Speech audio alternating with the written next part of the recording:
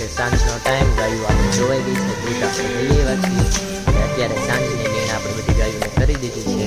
બધી ગાયો અત્યારે ખાય છે. અત્યારે બધી ગાયોને આપણે નીણ કરી દીધી રાતની. હવે પાણી પાવાનું બાકી રહ્યું છે.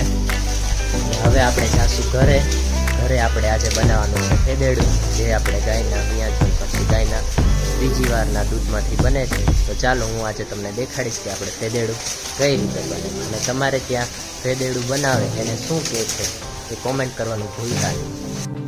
તો હવે આવી ગયા છીએ આપણે ઘરે, મમ્મી બનાવે છે ફેદેડું. આજે જોશું કે કેવી રીતે બને છે.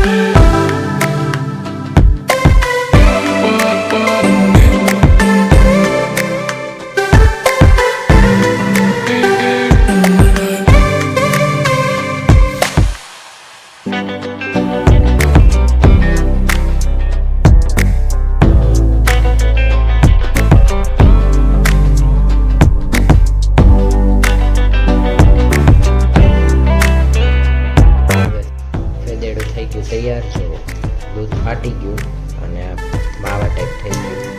હવે એમાં એલચી નાખવાની છે.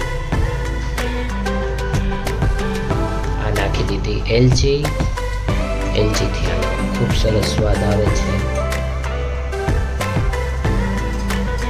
હવે ફૂલ ઠરી જાય, ઠંડુ થઈ જાય પછી ખાવાનું છે, જમીને પછી મોડેકથી.